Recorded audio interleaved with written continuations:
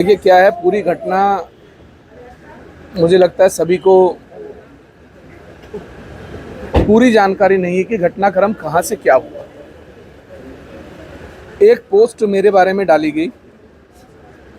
उस पोस्ट पर मेरी माँ को वो शब्द कहे गए जो कोई भी व्यक्ति किसी भी हाल में बर्दाश्त नहीं करेगा। मर्यादाएं और राजनीति जब आप पर और आपके परिवार पर हावी होने लगे तो मुझे लगता है छोड़ देनी चाहिए। उन शब्दों का उच्चारण मैं यहाँ नहीं करना चाहता जिन शब्दों का इस्तेमाल किया गया। उन शब्दों के बाद मेरी प्रतिक्रिया देना स्वाभाविक था, मैंने दी।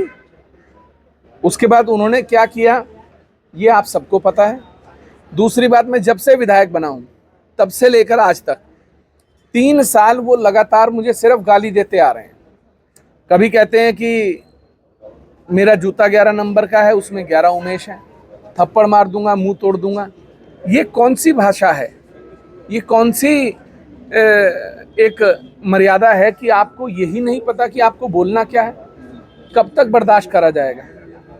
तो जो हुआ वो दुर्भाग्यपूर्ण है और मुझे लगता है उत्तराखंड में ऐसा नहीं होना चाहिए। दुबई जाने के पीछे जो कारण है वो कोई उसी समय नहीं बना। मैं इंटरकॉन्टिनेंटल लेजेंड्स क्रिकेट लीग का सीईओ हूँ। ट्रॉफी लॉन्च दुबई में 4 महीने पहले से तय था और मैं उस ट्रॉफी लॉन्च के लिए ही गया था। 8 इंटरकॉन्टिनेंट्स की लीग हो रही है जिसमें दुनिया के जो पिछले 2 साल में बेहतरीन खिलाड़ी जो रिटायर हुए हैं, Shikhar Dhawan, Yuvraj, Suresh Raina, Brett Lee, Herschelle Gibbs, Munaf Patel, इस तरीके के प्लेयर्स को पूरी दुनिया से लेकर एक लीग कराई जा रही है।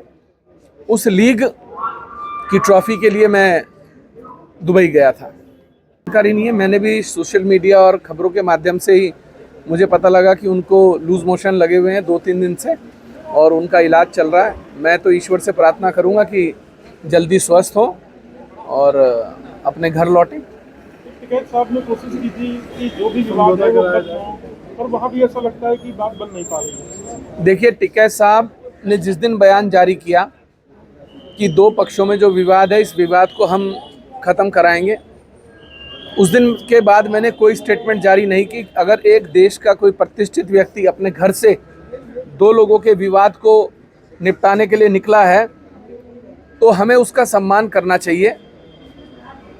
वो मेरे घर आए, मेरे से उन्होंने कहा कि भाई मैं चाहता हूं कि इस प्रकरण में दोनों तरफ से शांति हो। तो हमने उनसे कहा कि उनकी जिम्मेदारी कौन लेगा? उन्होंने कहा मैं लूंगा, मैं मिलकर आया हूं। मैंने कहा अगर आप जिम्मेदारी ले रहे हैं और कल को कोई बात होगी तो आपको मेरे साथ खड़े होकर प्रेस कॉन्फ्रेंस करनी पड़ेगी। वो उस बात के लिए भी तैयार थे। मेरे घर पर मैंने उनसे ये वादा किया कि जो सर्व समाज तय करेगा, क्योंकि उनके साथ कई बिरादरी के लोग थे, सर्व समाज के लोग आए थे और एक सम्मानित प्रतिष्ठित व्यक्ति अगर आपके घर आए तो आपका फर्ज बनता है कि आपको सम्मान करना है। मैंने उनसे कहा कि ठीक है, मुझे कोई ऐतराज़ नहीं है अगर आपने इस पहल की है और दोनों तरफ से 25-50 लोग बैठ जाएंगे और जो समझौता सर्व समाज तय करेगा मंजूर होगा। अगले दिन ही सुबह सोशल मीडिया पर एक पोस्ट देखने को मिली जिसमें लिखा था कि तुम कहाँ के चौधरी हो, किस मुल्क के चौधरी हो, कहाँ के चौधरी बने फिर रहे हो, तुम्हें किसने कहा कि तुम हमारा फैसला कराओ? तो टिकैत जी को भी 24 घंटे में इस बात का एहसास हो गया कि वो गलत जगह पर हाथ डाल दिया उन्होंने। तो खैर, हमने टिकैत जी को उस समय वादा किया था, हम आज भी अपने वादे पर कायम हैं और क्षेत्र में शांति बनी रहे इसके लिए मैंने कई बार झुककर मैंने बिरादरी से माफ़ी मांगी कि अगर समाज को कहीं मेरी बातों से तकलीफ हुई है तो मैं माफ़ी चाहता हूँ।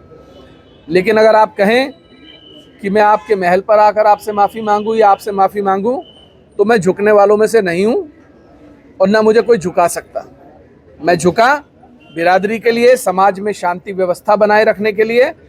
लेकिन कोई व्यक्ति विशेष ये समझता हो, उसको ये गलतफहमी हो कि उमेश कुमार किसी के सामने झुक जाएगा, तो हमारा इतिहास सभी को पता है, हम लड़ने वाले लोग हैं, झुकने वाले लोग नहीं। मेरा ये कहना है कि सरकार ने जो गिरफ्तारी की बेलेबल ऑफेंसेस में, वो किस आधार पे की, मैं तो बस ये जानना चाहता हूँ। आपने बेलेबल ऑफेंसेस में किस आधार पर एक विधायक को गिरफ्तार किया? मैं सदन में इस बात को पूछूंगा कि मुझे सरकार इस बात का जवाब दे कि एक विधायक को बेलेबल ऑफेंसेस में आप कैसे गिरफ्तार कर सकते हो, वो भी बिना स्पीकर की जानकारी के।